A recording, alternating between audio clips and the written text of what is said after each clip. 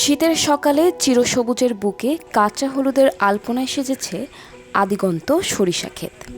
ফুলের রেণু সংগ্রহে ব্যস্ত মৌমাছিরা ফিরিয়ে এনেছে গ্রামীণ প্রকৃতির প্রাণচাঞ্চল্য।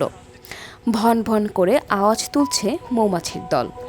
পুরো বিলে হলুদ রঙের সমাহার। দক্ষিণের বাতাসে দোল খাচ্ছে সরিষার ফুলগুলো।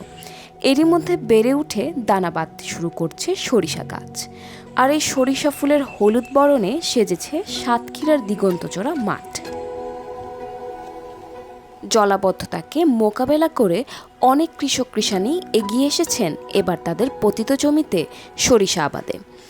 ঘরে বসে না থেকে গোয়ালে গরু পালন আর মাঠ ভরা নিজের চাষ করা শস্যের ক্ষেতের ঝলমলে ফুলের বাহার দেখে অনেকের মুখে এখন মিষ্টি হাসি। প্রথমবার অনেকেই সরিষা চাষ করে লাভবান হবেন বলে ধারণা করছেন। এই বছর খুবই ভালো হয়েছে সরিষা। উন্নয়ন প্রচেষ্টা থেকে জৈব সার, সরিষা বীজ অনেক কিছু দিয়েছে, তার জন্য আরো বেশি ফলন হয়েছে।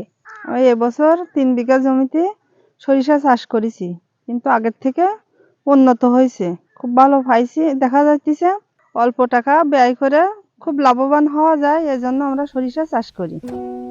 কৃষি বিভাগ সূত্র জানায় 2024 সালে অতিবৃষ্টি ও জলাবদ্ধতার কারণে জেলায় সরিষা চাষ হয়েছিল 17,531 হেক্টর জমিতে।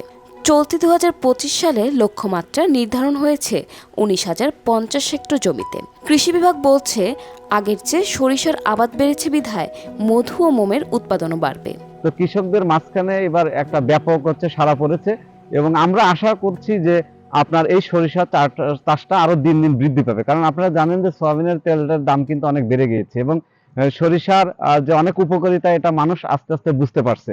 তো আমাদের তালা এলাকাতেই যেহেতু একটু মাটি এবং আবহাওয়া ভালো এবং স্যালাইনিটি নেই বললেই চলে, সেই ক্ষেত্রে আমরা বাড়ি সরিষা 14 এখানে সবাই চাষ করেছে জমি। সাতক্ষীরা সরিষার জন্য বাংলাদেশে একটি উল্লেখযোগ্য স্থান দখল করেছে। বিগত বছর এর আবাদ হয়েছিল 17,531 হেক্টর জমিতে, এবার সেটা বেড়ে দাঁড়িয়েছে 18,275 হেক্টর। এ পর্যন্ত 44 জন কৃষক 7,190টি মৌবক্স বসিয়েছেন। ইতিমধ্যে 7,000 কেজি মধু উৎপাদিত হয়েছে। আশা করছি 70,000 কেজি মধু উৎপাদিত হবে।